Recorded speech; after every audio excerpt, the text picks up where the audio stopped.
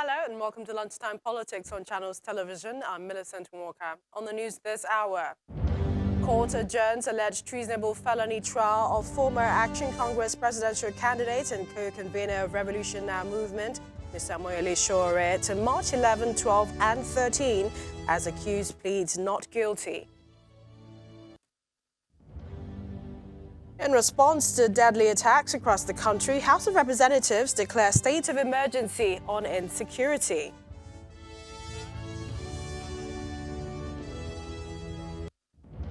Plus, President Muhammadu Buhari visits Maiduguri from Addis Ababa to commiserate with families of victims over the recent attack near Maiduguri.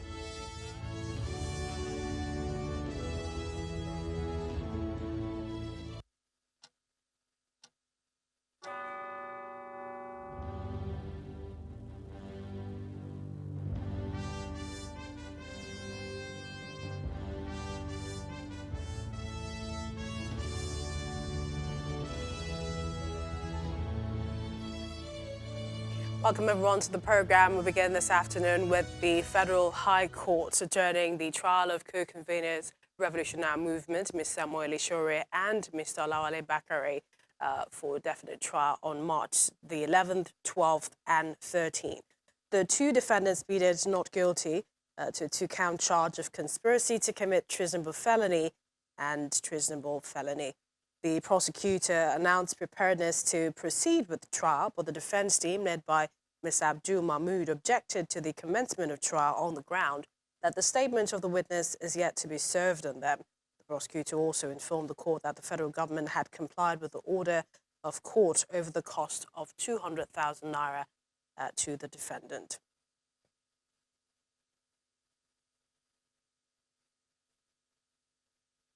Federal lawmakers in the House of Representatives, they've asked the executive to declare a state of emergency on insecurity in the country. The resolution followed a motion on the need to investigate the circumstances surrounding the killing of 30 travelers by Boko Haram insurgents in Al-Noor town near Maiduguri, Borno State. Well, the House also mandated its Committee on Army to investigate the super camp set up by the Army. Our correspondent Terry Kumi has that report. The House of Representatives resumes plenary a day after adjourning in honor of late Senator Ignatius Longgen. So help me God. One of the bills scheduled for second reading seeks the integration of CCTV cameras into the national security network. Even the Boston Marathon bombing was also resolved with CCTV footage. All of these were not government-installed CCTV cameras. They were installed by individuals. A matter of urgent public importance is raised on the recent attack on Al-Noor village in Borno State. While commuters in their hundreds are waiting in the Al-Noor village, the military left them to their fate or at best abandoned them. Disturbed that while the commuters were waiting to spend the night, Boko Haram insurgents attacked, kidnapped, and burned some of their vehicles. I think that it's hard time state of emergency is declared in the security sector. And I wonder how people sleep in their houses, their service chiefs, and people are being slaughtered every day in Northeast. I went there in person. Amadou Jaha from Borno State, who has always been vocal on the issue of insurgency, tells a sad story. As the insurgents were trying to drag the mother of that particular infant, the infant was crying, holding her wrapper. By the time they realized that he is going to constitute a nuisance for them to go away with the mother, they decided to pull him and put him in the fire. I am ready to give out my life if people in the Northeast can live in peace. He blames the military for the attacks. They have been receiving and communicating that there is a potential attack by Boko Haram insurgents as they were sighted in Community A and they are coming to Community B. 3 or 4 hours preceding the time of the attack, there was what was introduced by the Nigerian army known as super camp.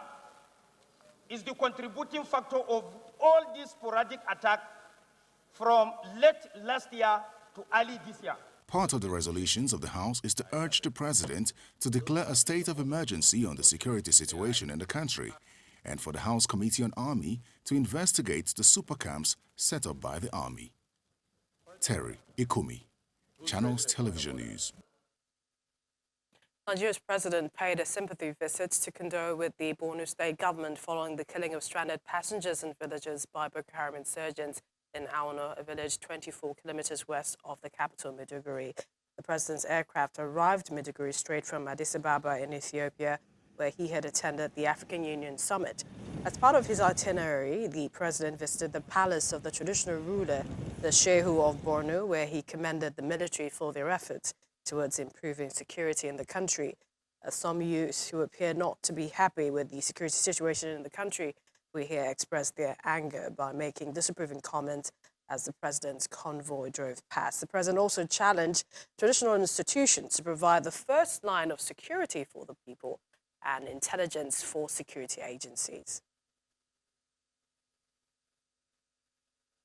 These Boko Haram or whatever they are, they cannot come up to Maiduguri or environs without the local leadership role, because traditionally the local leadership is in charge of security in their own respective areas. So with my understanding of our culture, I wonder how Boko Haram survives up to this time. I have to come because I do not want to reach my base in Abuja without coming here and showing my respect for you, Your Majesty, for you, the governor, and for the people of Borno State. And I assure you that the improvement of the security will be pursued with vigor. Our problem is lack of resources. People think Nigeria is big and rich. I know what we are going through. But within that, because of accountability, we will do our best and the result will be obvious. Still more on security. Governors and other stakeholders in the southeast region, they have adopted community policing as an effective tool and strategy. This is to securing the people of the region. They were speaking at the 2020 Southeast Security Summit organized by the Nigeria Police Force to discuss strategic partnership for effective community policing in the southeast. The committee, made up of traditional rulers, community leaders, they will be charged with responsibility of selecting and recruiting officers.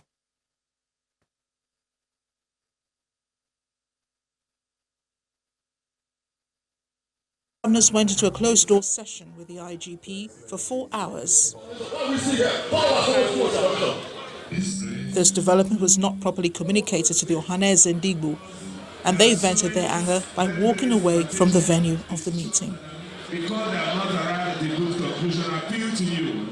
After that misunderstanding was resolved, the governors as well as the Inspector General of Police retire into this hall to meet with religious and traditional leaders for a dialogue on the subject matter.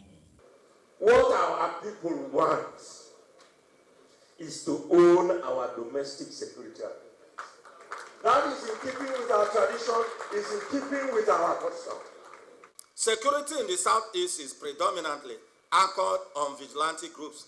So any move to outlaw such organizations will be seen as a ploy by government to lay the southeast bare for insecurity.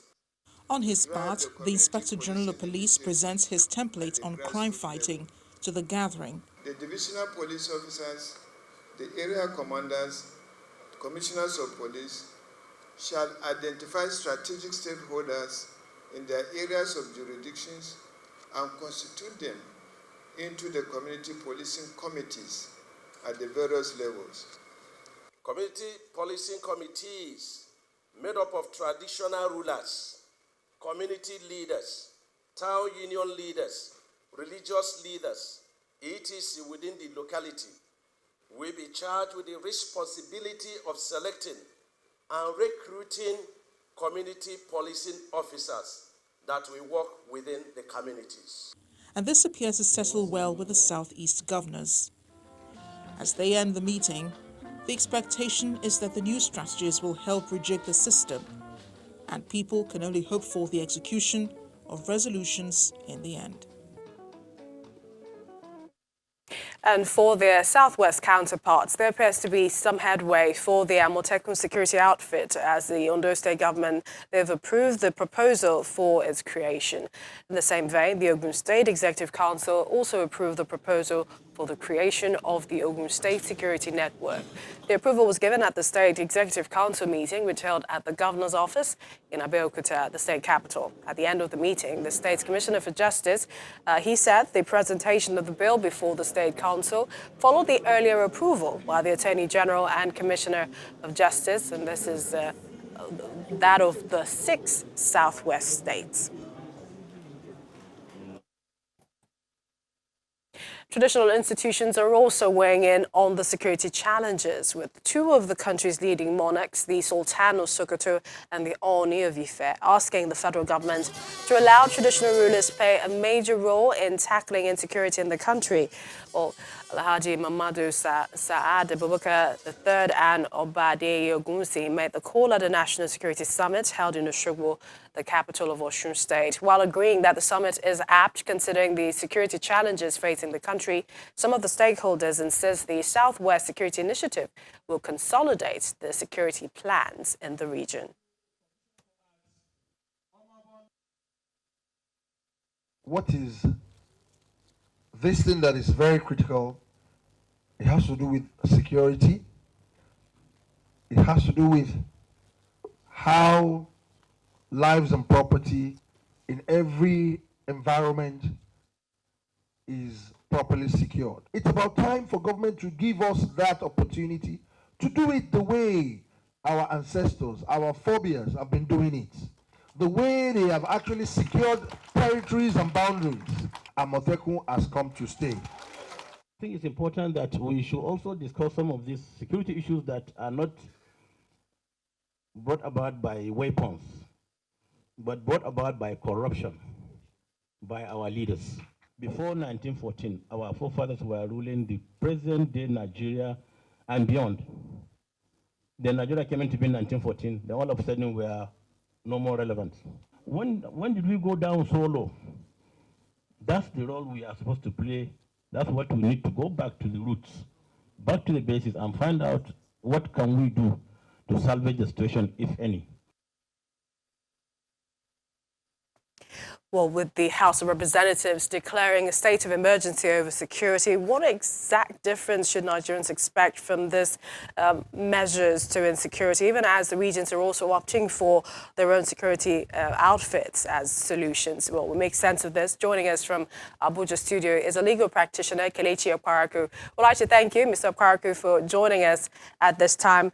I must begin by asking, and this is before we delve into the perhaps legal framework of these outfits, the House of Representatives, they've declared a state of emergency over security. But many Nigerians are wondering what exact difference, or rather are asking that what kind of support can the legislature give perhaps to the federal government and maybe also the state governments to stem this tide of insecurity in the country? Yeah, thank you very much for having me. And I am of the view that on its part, the legislature has been doing quite enough because there have been a series of motions, urgent motions, bills. And if you recall, sometime in the last the 8th National Assembly, the president made a request for, I think it was $2 billion for security, and which the National Assembly approved. And that was a show of support.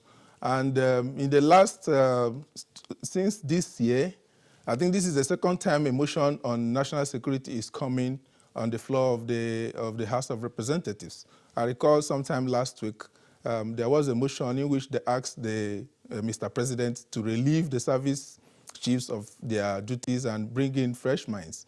These are acts of encouragement, and the legislature, as long as I'm concerned, has not shied away from their responsibility in this light.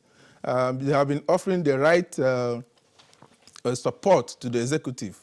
But that, as Nigerians have not really seen a reciprocal gesture from the executive, from Mr. President especially, to what the information the House of Assembly and the Senate are passing through to him.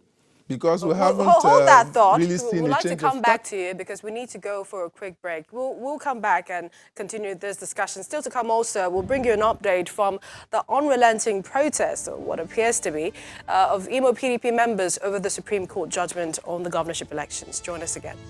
Welcome back to the program, but first to some of your stories in brief. We begin with the United States. United Nations Deputy Secretary General, Mrs. Amina Mohammed, she believes that Nigeria must take ownership of international treaties to ensure sustainability. Now, during a special program to mark the United Nations 75th anniversary, she asked young people to target their advocacy from the state houses of assembly and not necessarily at the federal level. The former Minister of Environment was responding to a question on what should be done to ensure effective implementation of treaties in Nigeria, especially the Convention on the Elimination of All Forms of Discrimination Against Women.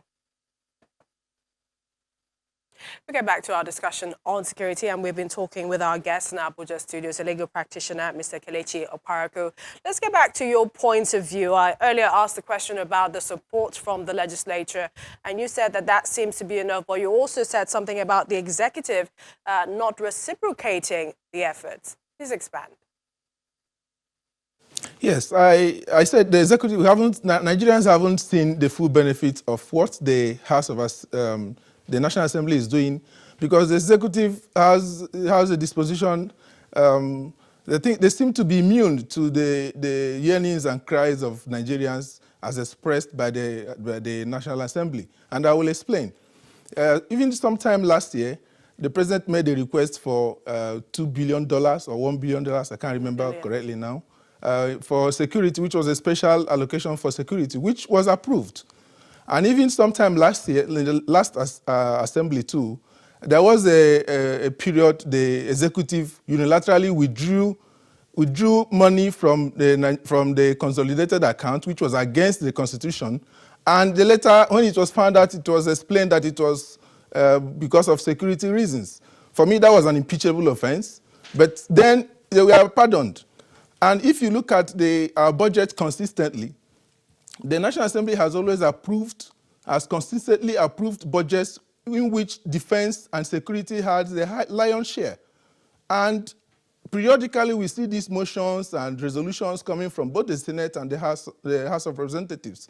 And nothing seems to be happening. We don't see such urgent action on the part of the executive. Recall with the former Inspector General of Police, there was even a time he was invited by the Senate and he refused to appear. He was sending subordinates. So these are the things that happened last year. Most recently, we've been seeing the executives meeting with the National Assembly leadership, the IGP meeting with the National Assembly, the president visiting Borno, for example. Yes, but we haven't seen any results of such meetings. I mean, Mr. President has a meeting with security officials and he meets with the leadership of the National Assembly, but there has not been any concrete result from such meetings. Nigerians have not seen an abatement in the killings.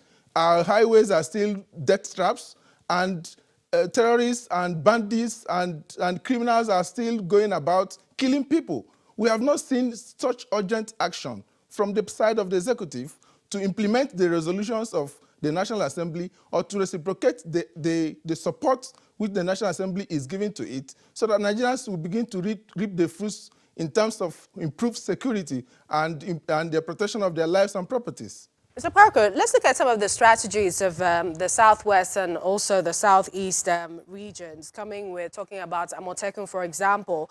Are you optimistic about their measures? We have, for example, Ondo State government that approved a bill of the Ondo State Security Network and also the Amotekun Corps. But something it said for passage into law was that even traditional rulers will now have a role to play in the operations of the security outfit. Some legal practitioners have argued that Nigeria's problems isn't really with making laws, but rather with implementing them. How do you think we can take care of perhaps those who feel that way? I think that the action of the Southwest governors who led this initiative, and particularly the Ondo State government, as you mentioned, I think is a step in the right direction, because this is what the people want, and this initiative is coming from the people, and I think the right attitude will be brought to bear in implementing these laws and securing the lives of the people in the Southwest and in Ondo State. And if you also look at the fact that consistently the state governments have continued to help the police, practically equipping them, I think it is probably not just their salaries that the state governments don't take care of. The equipment in terms of logistics, the vehicles and other logistics, they provide all these things for them. But the police has not lived up to that expected role which they are supposed to play in terms of providing security. And all these things are going to be channeled towards the formations which are now coming up. And I have every belief that with the decentralization of the command structure and a new vigor coming from these communities and the states in which these are being enacted, I have every belief that we are going to see some results in the improvement of lives and the securing of properties of the individuals and the citizens. Legal practitioner, thank you for joining us at this time.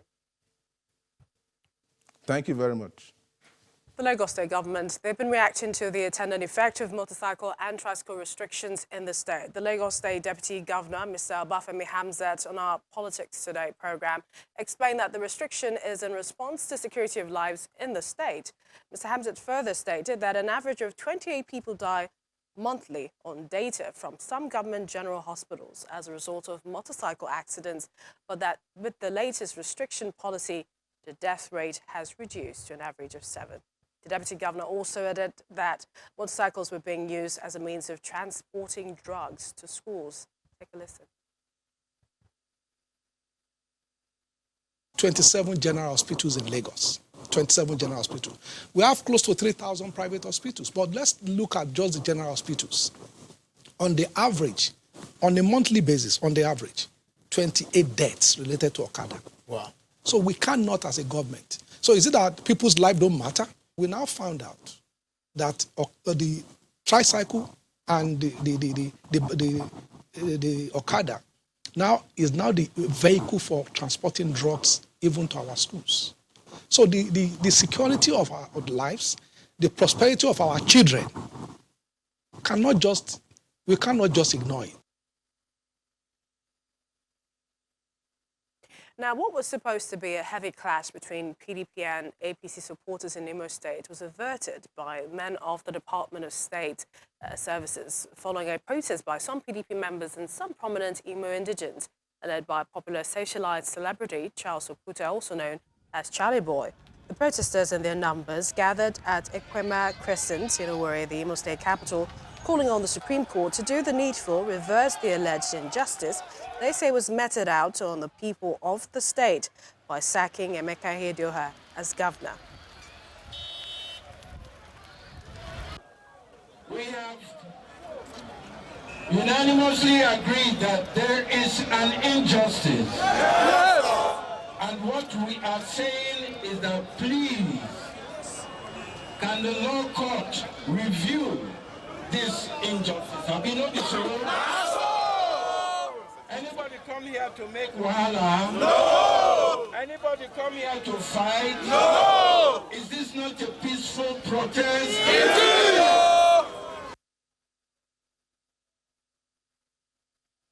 Well, that's our program this afternoon. We'd like to thank you for watching. Don't forget to join the conversation on our social media platforms at Channels TV, at CTV Politics. I'm Millicent Walker. Thanks for watching.